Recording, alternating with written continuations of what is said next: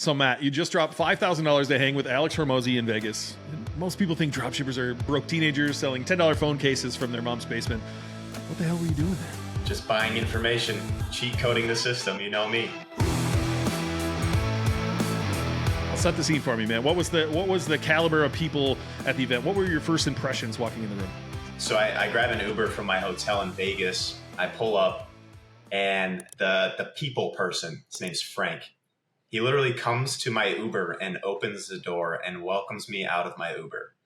And then I walk into the crowd. There's like a line outside the building, you know, the big acquisition sign. And the first people I meet, I just walk up to. They're like, "Hey, man, how's it going?" There's a bunch of like other young guys. Like they were actually like close to my age. So that was shocking. There was definitely some smaller businesses there. You know, kids just literally my age with like all different types of businesses there. But you walk through the security. You get in there, you're welcomed by everyone in their beautiful suits. They had a nice breakfast, which was fantastic, by the way. That the food there was excellent. Kind of mingled around with like all the other business owners, tried meeting as many people as I could. And then, you know, the business event starts. It's like a real sharp schedule in there. They have a major agenda to get to. Well, look, before we even dive into what you learned, because I want to know what you learned. Can I address the elephant in the room here? I'm sure there's people watching who have never seen you, never seen me before. You're 22 years old. You're absolutely jacked, and you're making serious money drop shipping. That's not exactly the stereotype you hear when drop shipping is announced. So, like, how long have you been doing this, Matt? I've been at this business specifically for 4 years now. And what does your business look like? Are you comfortable sharing revenue or profit on your business? Yeah, I should clear at least 4 million this year for 2025. I was shooting for 5. I think it's still possible, but definitely at the 4 stage for sure. So 4 million, pretty decent profit for, you know, the income that I need. And I'm really just trying to learn. Like I'm trying to be a student of the game. So I'm obviously I want a great business, and the profit is kind of how you measure that, but make good money. So 4 million on the year, should do close to, you know, 8 to hopefully 10% of that profit. You know, we love dropshipping on this channel, right? We're all about the high ticket dropshipping here. But what was the reaction of the people? You started introducing yourself to people in Vegas, and you probably said, you know, I'm a retailer. Maybe you didn't even drop the word dropshipping again because it has so much stigma from the low ticket dropshipping crowd. What was the reaction? You said there was a lot of people there your age, which is amazing. You're in your early 20s. I think you're 22, right? Or 23. And so like when you tell people what you do and your age at an event like that, what's the reaction? Yeah. So 2 things. The age part, people are like, wow, you're so young. I was an idiot when I was 23. Like, I wish I could go back. Da, da, da, da, da. I'm like, yeah, like, I got lucky. You know, I started very, very young, and I'm glad I did, obviously. 2 is the types of businesses there. I want to say probably 70% of them were business to business services. So I had a view into all those companies that are hitting you with cold emails. Hey, can I do this? Can I give you a free audit? Like, I had a view into like all the other types of businesses that exist.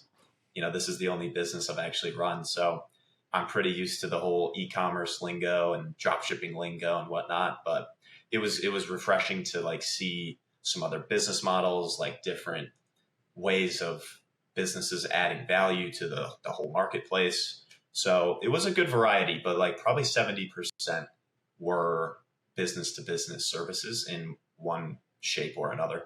Look, you're a fitness guy, right? Your business is in the fitness space. Hormozi's clearly a fitness guy. Was the rest of the room like that? Were you the only fitness person in there? Did it feel like some light bulbs went off as soon as you walked in there and you were like, oh, that's weird. This is a fitness company. This is a fitness company. Or was it not like that at all? There was one other fitness equipment guy. I know this because the experts, like the talent that they have kind of guiding the sessions, told me that.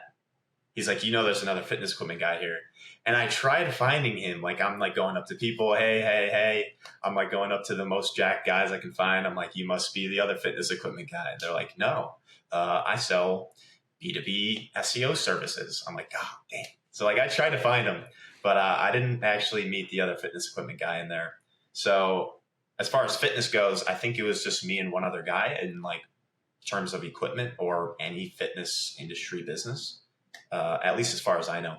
Walk me through it then, right? So you go in there. I assume this would be a lot of people, like you mentioned, B2B style, right? I think that's what he's trying to do at acquisition.com. It makes sense that people are going there trying to get in front of him. And so maybe they can be, partners with Alex Hormozi and grow their business in that sense.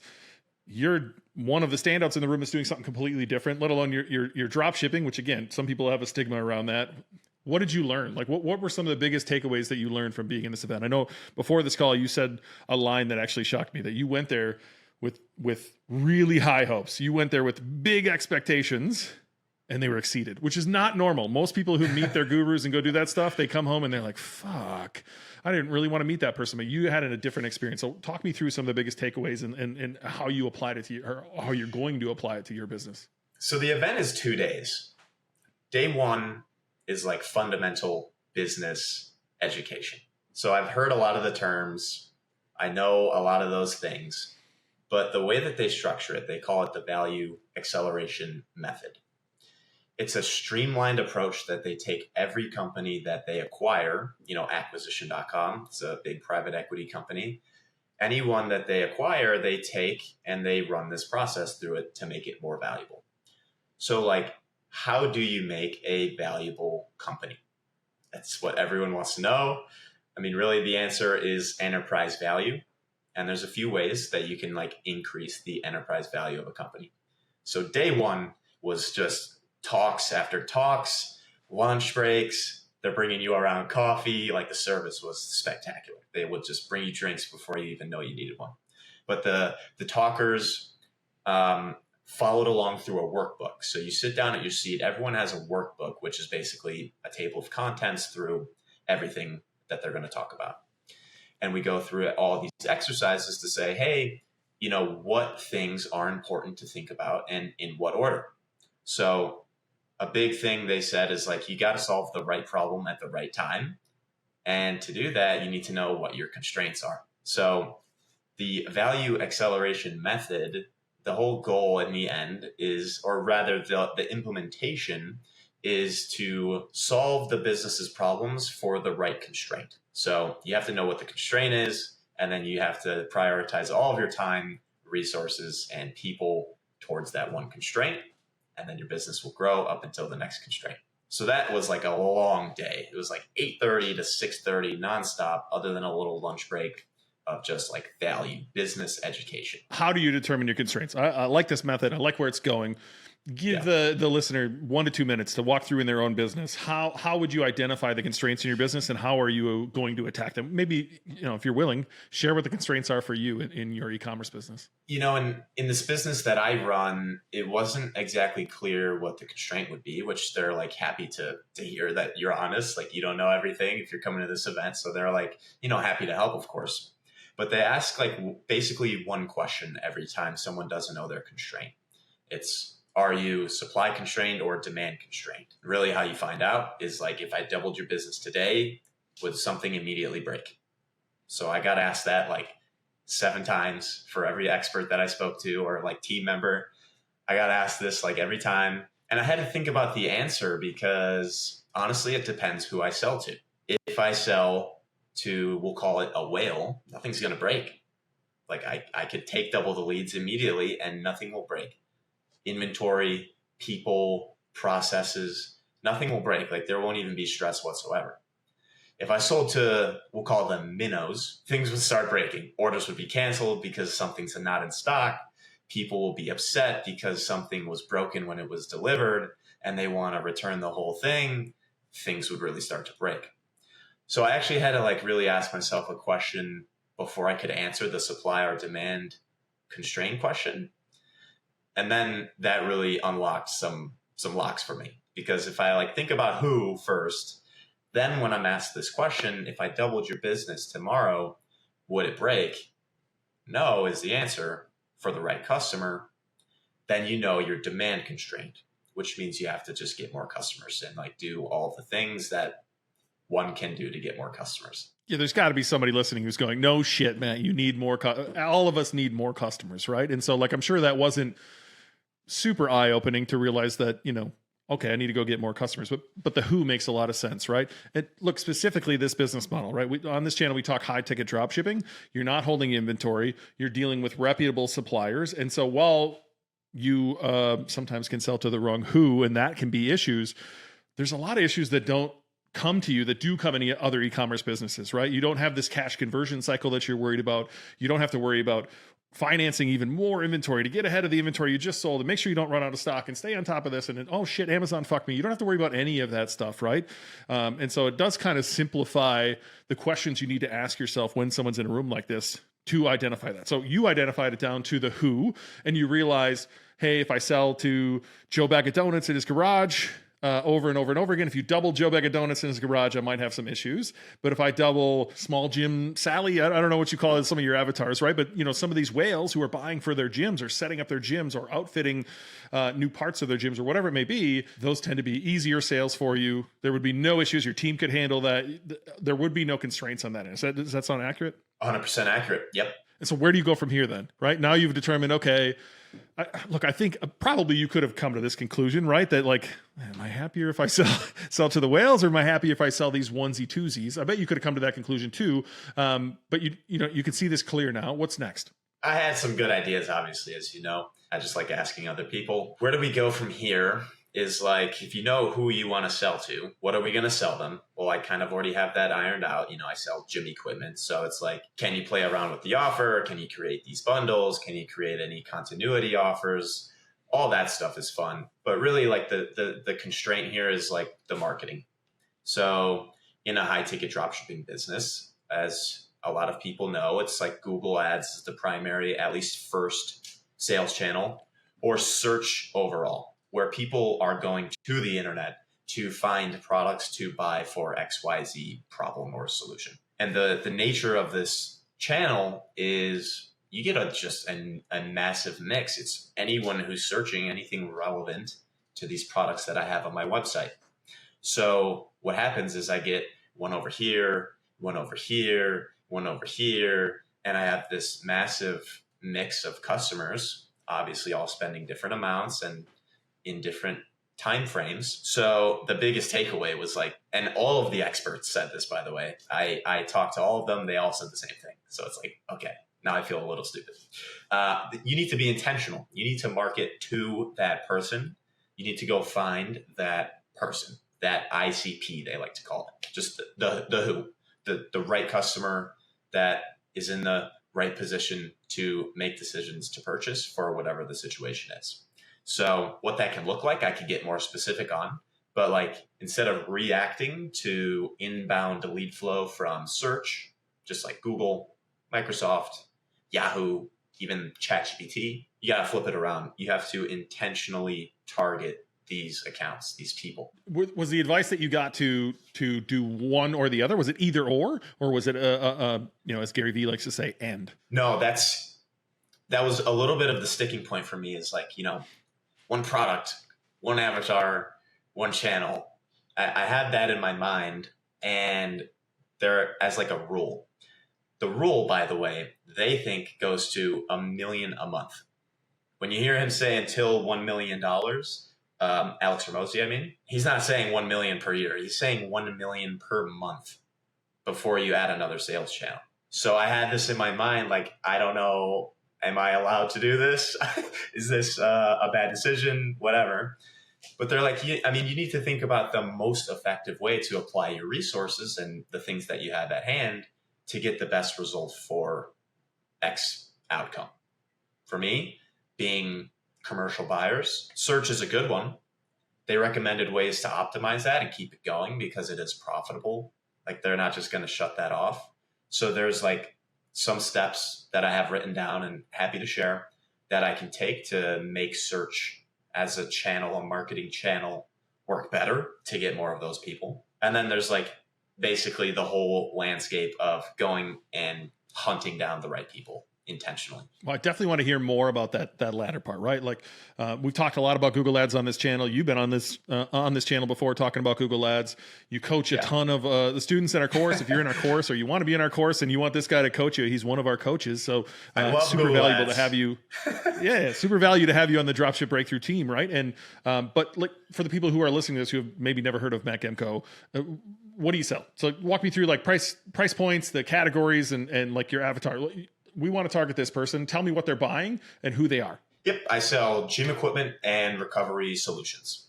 So average order value is about $2,500 over the span of probably 2,000 different products in, I would say, 6 different major categories. That's like, I don't know, I can't do quick math, like 150 customers a month, roughly, in all various sizes. As you could imagine, a nice commercial order is in the range of like 100,000 to 30, 20,000. Those metrics make a lot more sense to me. The low ones, the low metrics, or the lower dollar orders are what kind of weights that whole average. So 2,500 is like not bad. You make about $550 per sale on average. That's cool. That works. But if you look at it by like avatar is where it gets interesting. So if you break it down by like the type of customer, the AOV on some of these whales is 10K plus.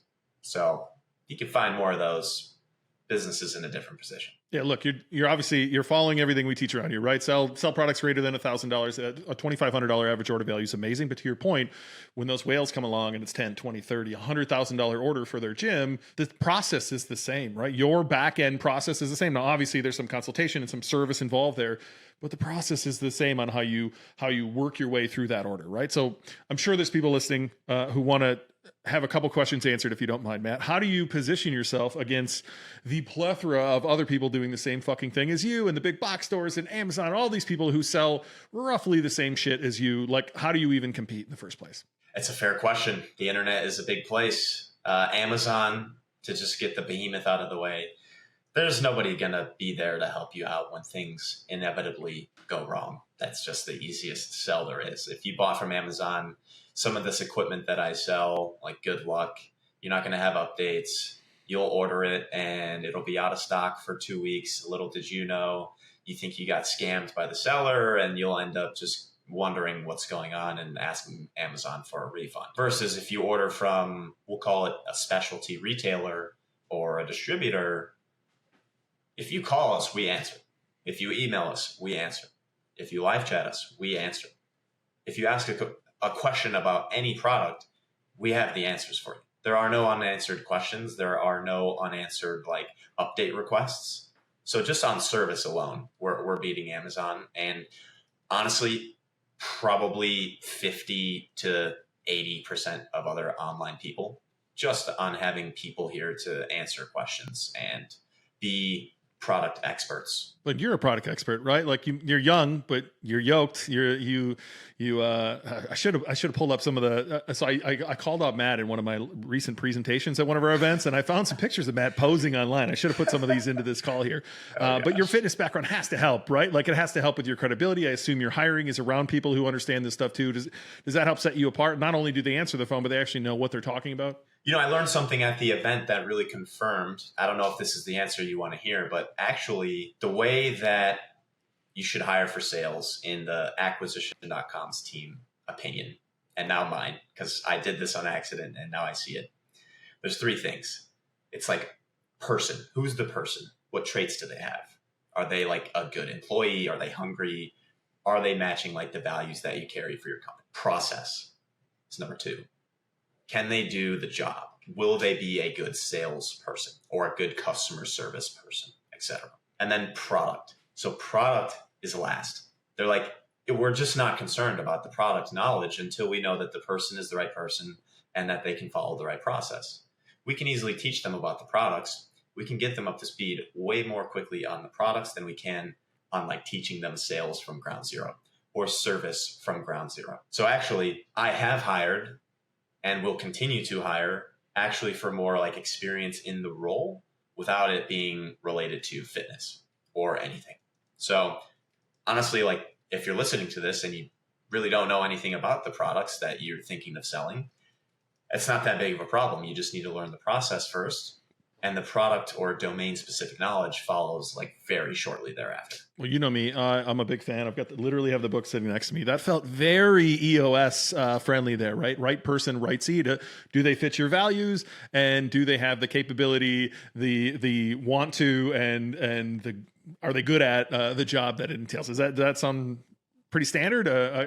John, the usual co-host of this podcast, would tell you Hormozi hasn't come up with anything new. EOS didn't come up with anything new. This shit's been around for 100 years. Go read some of the old books. Is this a case of that this is just old stuff wrapped in a new wrapper that, definitely makes sense, but this was wrapped in a way that made sense to you where you're like, hell yeah, let's move forward with this? Absolutely. It feels fundamental and like basic looking at it. Like I try not to feel like an idiot, like I'm always learning, but yeah, it's fundamentals. Like it makes sense in any business, which is why it's fundamentals. It doesn't matter what business you have, drop shipping, service, brick and mortar, it's all the same. Like it's business fundamentals. And that's why they can teach it so well, because it applies to every business. All right. Well, let's jump back to the whales, because I wanted everyone to get an idea of what you do, what you sell. Yeah. Who the whales are, which I think we kind of addressed, right? It's the big gym owners. I'm assuming. If I got that wrong, correct me. Now, how are we going after them, right? We narrowed down the constraints that brought us to this whale, and that our current marketing is not serving that marketing. We can definitely dial in our current marketing to make sure we're targeting more whales. But how do we just go out there and plant a big flag that says, we serve whales? How are you going to go do that? So step one for me is optimizing what I have first. If you want to hear about that, I've done some things already, and I have a few more things to do to get more of these whales and honestly start saying no to everyone else slowly and gradually, which is like a hard thing. People with a credit card, like, here, take my money. That's hard, saying no, but working in that direction. But like how to proceed from here, really to keep it short, is like one of two things, or one of three things that they gave me is account-based marketing, or sales, really. Account-based sales, where you're reaching out to what we would call a target account, some big company, some big entity that once you're in a relationship with, you're going to get access to multiple sales at once. So for me, I have some really, really good ideas. If you go to the gym, a big box gym is not who I'm going to sell to. It's just not possible. They have contracts with the biggest brands in the world. I'm aware that is not my market. But there are some things like corporate offices, corporate warehouses, apartments, hotel chains. There are other verticals in this market that I'm in that are not tapped, or at least ripe for the picking to go and take from somebody who's not doing it quite as well. So account-based marketing is really just outreach to somebody to make a relationship with and try to add value and try to give these people a catalog of products that will serve their own customer base, just as it would like for people at a gym. So account-based marketing was like number one. That would be like an easy one to do. Real quick before you go to number two, is that cold outreach, like using Apollo or Outscraper, or like emails, or is that phone calls, or any tips there on like you identified a hotel chain and you want to reach out to them? We had someone in e-commerce field who sold like single serve mouthwash. He actually passed away not too long ago. Rest in peace, guy. But he had like single serve mouthwash, and he was in a bunch of hotels and things like that. How would you even go about finding the person to contact at that hotel in the first place to build that relationship? So cold outreach, or rather, it is cold outreach. It could be maybe a little warm outreach if you started a relationship in another way, like meeting them in person somehow. But all those tools are really like bulk outreach, where you want to send to thousands and thousands of people, which is actually number three. Just wait, we'll get there. But number one, account-based marketing, like you don't have to reach out to so many people. It's like relationship-based sales. So if you meet the right person, or if you reach out to the right person and they happen to need what you're selling, you can get in there without really having done so much bulk, crazy outreach. So you could think of it as like highly, highly personalized cold outreach to a very specific person. Are you doing that just straight up cold calling? Or are you going a step further and doing a little research on them, finding they went to, Texas University, and you're buying them like a Texas Longhorns thing for their desk, and so they have to open up a gift and they at least see your message? Are you going all the way here, or are you going, what's the plan for you? Yeah, a lot of it's on LinkedIn, which is kind of step two in a different way. So like LinkedIn is where the businesses hang out. It's where everyone that's in business has an account. So they recommended reaching out on LinkedIn, reaching out on email, reaching out over the phone, like every way you can contact the person, do that consistently until they respond to you. Obviously try to add some value. Don't just like spam them with garbage, but the account is like the important thing. So you can also reach out to other people in the same business that can get you access to the person that makes the decisions. And that could be done again on LinkedIn would probably be a really powerful one. Email, phone calls, almost the exact same process for outreaching to suppliers. Funny enough. Exact same. Yeah, I just imagine there's people listening who are like, yeah, that's great. And I found Jim at xhotel.com. And now what? Hey, Jim, this is Matt. I know you buy fitness equipment. I'd like you to buy it from me, right? Like there's got to be something a little more to that. Give me a little taste of what your plan is there. Because I'm a big fan of, like I mentioned, there's a book called Giftology that would walk you through how to send a highly personalized gift that shows up on they might throw away a letter. They might throw away a postcard. They're definitely deleting your email. They're probably sending you to voicemail. But if a box shows up, they're going to open the box, right? They're going to open the box every single time. And so it doesn't take much effort to go a little bit farther and get somebody to go, who the hell would send me this, right? And like at least get your foot in the door. What's your plan? They did mention that exact book. You guys are both smart. What can I say? Thank you.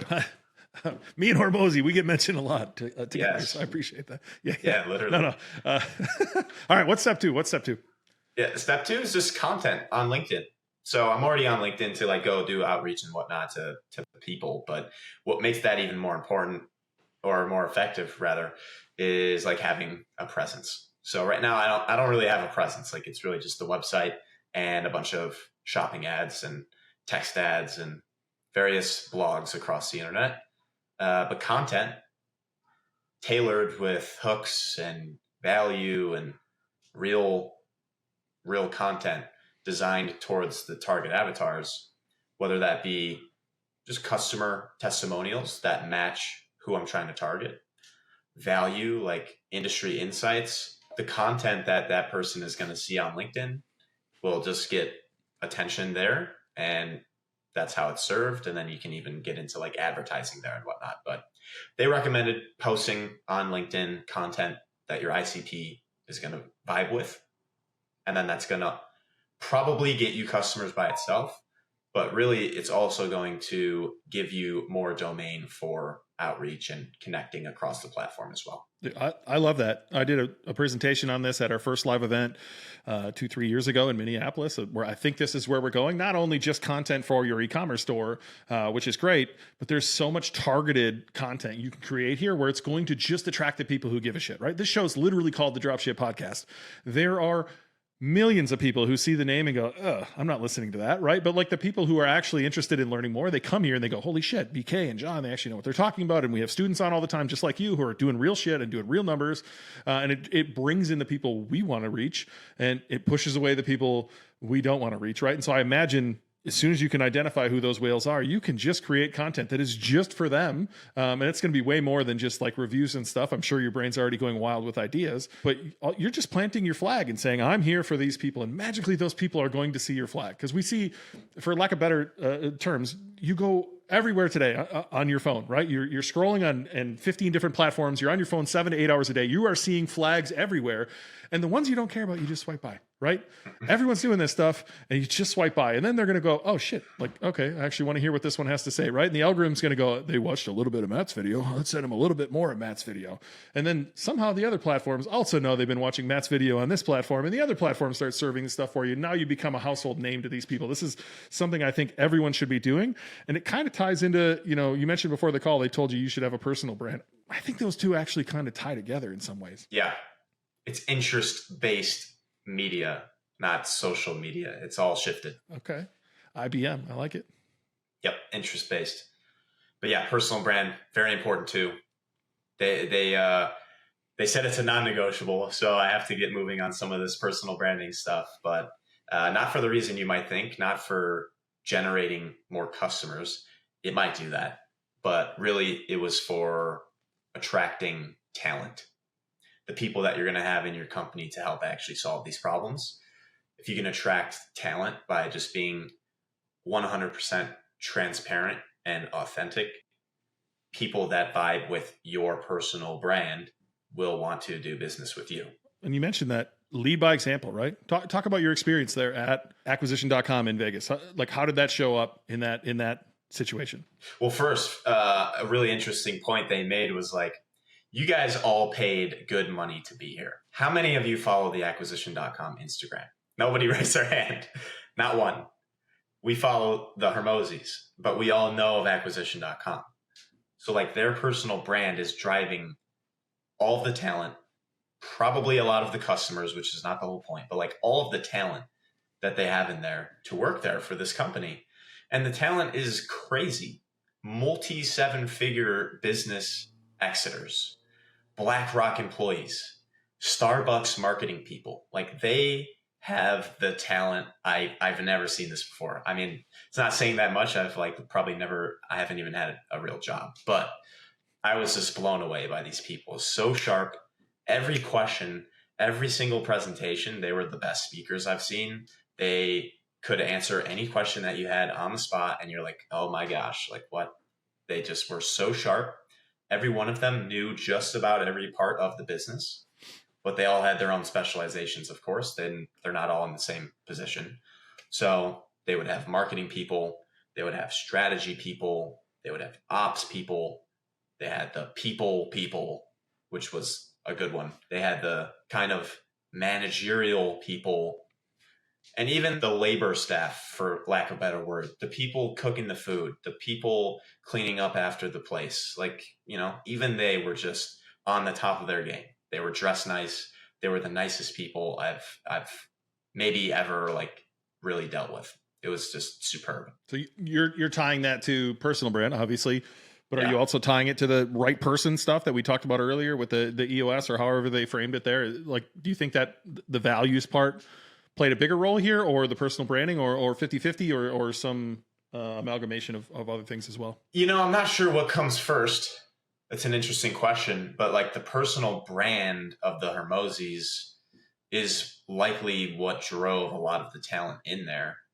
And the way that they teach, the way that they hire for and teach decision making and whatever else through a company is through the values. So I don't think the brand is the values, but like the brand is the Hormozis, and the way that they let talent in and keep it through hundreds of people is the values. Look, I think you see it in one other really obvious place. This is probably going to tilt some of the audience. I don't give a shit. It's Elon Musk, right?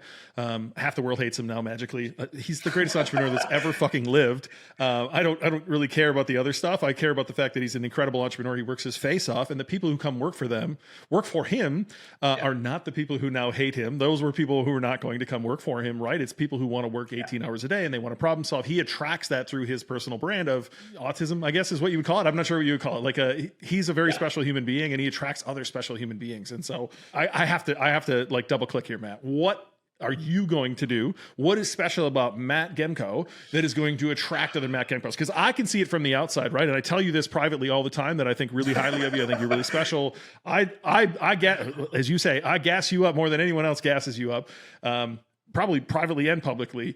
What are you thinking when it comes? How are you going to put yourself out there so that it draws in talent for you? Thank you, by the way. I basically asked the same question, really like, you know, what do I post to build brand, a personal brand that's productive? And they're like, well, first of all, you need to be transparent. So have your employees interview you, have your employees ask you 3 questions, and just record it and then post it. Record a session of your work, put out an SOP, do these things that you're already doing, but like in a public lens, and just post it. Just be yourself as authentically as you can and just post it on the internet. So I don't have a great answer other than that. Like what I plan on doing is probably just what I'm already doing, but with a camera there. I don't know. Is that a lame answer? No, I'm excited to see where it goes, because I think we were all in this position once who are in the public eye, right? 10 years ago, I started the Take Consistent Action podcast. It's not around anymore, but that was my first foray, man. And I brought all my shit to Thailand with me to an event. And it was the last day during the last party when I finally recorded something, because I was so scared. And I was like, what am I going to say? What do people want to hear? And in reality, people just wanted to hear what I was doing. Just like, here's what I'm working on. Here's what I'm struggling with. And there's lots of people out there who aspire to be just like you, and they want to hear what you're working on and what you're struggling with, and what your employees see in you. I think is another great idea. I could probably come up with 10 more ideas of what I think is special about you that you could put out there. But Yeah, the first ones are going to suck, dude. Like really bad. They're going to be horrible. You've been on our show a few times here, and so thank you for coming on there. John and I are about to launch a new podcast in a month-ish or so, and I think we have plans to bring you on there to do some riffing with us on some of the ideas that we have for that stuff too. And so, if we can help assist you, that's great. All right, circling all the way back, we did number 1, we did number 2. What's number 3? Yeah, so number 1, account-based marketing. Number 2, LinkedIn content. Number 3 is more of like actual just cold outreach, bulk cold outreach. So probably over email primarily, but wherever possible, I would love to get some other touch points in there. So for example, like you're not going to personally reach out to 2,000 people a day. Account-based marketing is more like I'm going to type an email, I'm going to call this person, and hopefully they respond, or hopefully they open my gift box, whatever. But like a bulk outreach, real bulk outreach, thousands of touch points a day is, from what I've heard, like expensive, but also like very, very effective if you can really dial it in. So that's number 3, kind of related obviously to number 1, cold outreach, if you want to put them together. But the way you actually do it, like the system you have to build is slightly different. So I put it in 3 buckets. All right, I'm going to give you a couple rapid fire things on dropshipping, and then I got some questions for you towards the end here. All right, rapid fire, man. I want your words, not my words. I've said this shit enough. I want to hear Matt's words. The difference between what you do and typical dropshipping. Typical dropshipping in what sense? Can I ask a follow-up? I mean, everyone who's listening to this has heard of, go find something on AliExpress and drop ship it from China in a heavily taped box. Now the de minimis rule is really fucking them. Tariffs are on there. All this shit. Like dropshipping's dead, Matt. Tell me why it's not. Yeah, that's the first term that I heard of it as well. So the difference is obviously the price point, but really what you're doing is you're selling to the richest people that you can find and selling them products that they want. So in that high average order value, you want to sell to people that can afford higher value products because there's more profit in there.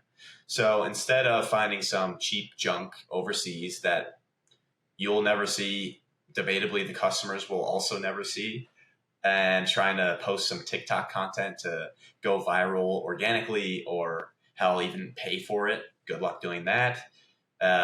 It's a more foundational business when you can be profitable from day one, customer one, and then basically finance the entire rest of the business with the profit on the first customer. So big difference. But what would you tell people? There's guaranteed someone listening to this saying this, that you're not building a real business, man. In fact, I may have heard that from you at a mastermind back in the day where you were questioning the same thing too at one point.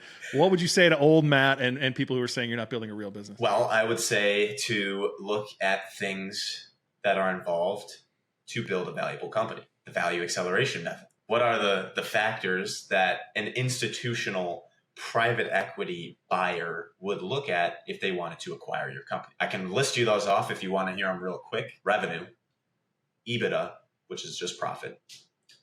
And then we have, so that's the baseline. Value adders, I'm reading this off a list, by the way. Value adders is revenue growth. So like what percentage is your business growing over time?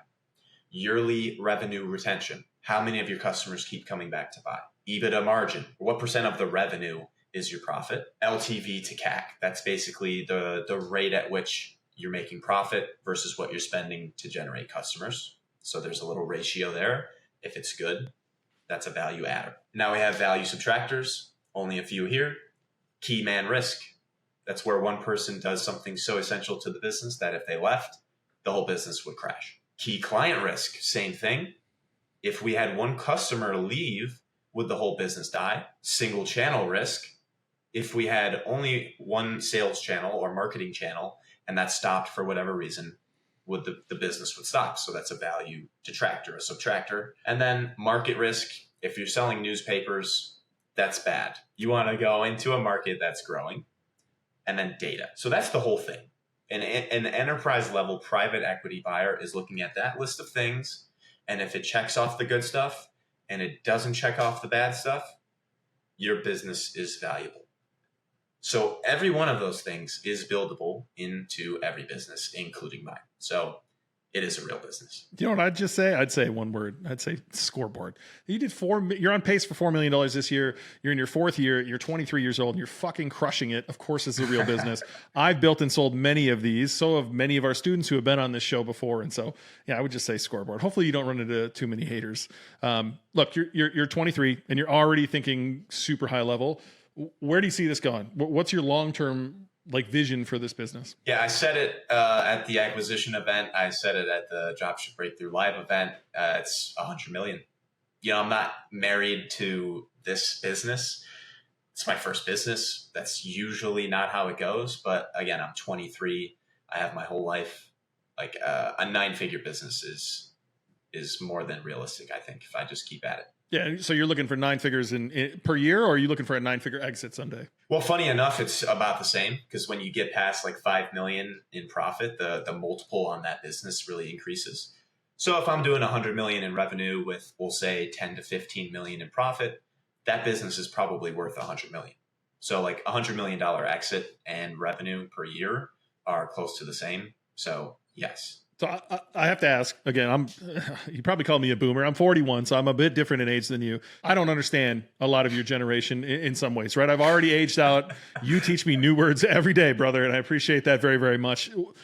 You're not like anyone else I've met that's your age, and I think you probably feel the same way. What are people your age missing? What advice do you have for other entrepreneurs your age? And maybe exclude the people who are, victim mentality and they can't do this, or the, greed, the corporations, blah, blah, whatever the fuck's going on. The ones who are actually doing it. Sounds like you met some at this event. What advice do you have for young entrepreneurs? Yeah, even the young people at this event were impressed with what I was doing. I was impressed with what they were doing, but I have two kind of perspectives here.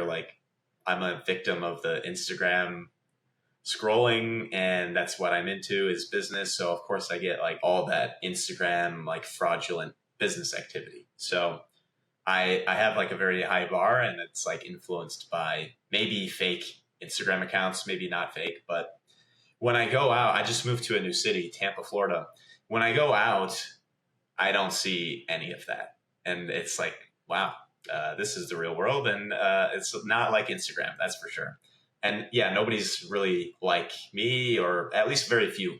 I live with 2 roommates that are pretty close to my caliber, but going out, I'm in a slightly college town, bigger city than I was in previously. There's a big professional world out here, but rarely do I run into an owner who has the mindset of an owner. Dude, I'm 41. That's still the same case, brother. It's very hard to find your people. It took me a long time. It took me going to events to find those people. So, I was hopeful when you went to this one, you'd find some other people that you can start building those relationships with. Obviously, we have a great community here. Look, I want to leave you with this. What's one thing from Hormozi's event that every dropshipper needs to hear? So now you're talking to the people who are diehard fans of this that are listening to this. What's one thing from that event that you would tell everybody in the Dropship Breakthru community? I'd probably just send them my notes to get all of it. I mean, it's hard because the model, I was going to just say right now, some of the stuff from the Hormozi talk was obviously pretty hard hitting. Sell to the richest people, the richest clients you can, until you have so much money that you can sell to everyone. So be very selective on who you sell to and what you're selling them. If you can find the right products, physical products to sell to a good avatar, you can find a way to get those products and land them in that customer's garage or whatever. So maybe that, but I have a whole list of stuff here. It's hard to choose. All right. If Matt's story got you interested in this approach, here's what to do next. First, subscribe to this podcast. We break down high-ticket dropshipping every week with real students just like Matt. Second, go binge our back episodes. Honestly, start with episode 1. We literally start with what is dropshipping? What is high-ticket dropshipping? High-ticket versus low-ticket dropshipping? All the fundamentals. The first 30 episodes are absolutely fire. And third, if you actually want to learn this system, we have a course that teaches exactly what Matt just described. The link's in the description, or you can go to dropshipbreakthru.com/go and check out a webinar where we walk through exactly what this looks like. Next week, John will be back, and he's going to talk to you specifically about why you shouldn't dropship furniture. Thanks for coming on, Matt. My pleasure. Thank you.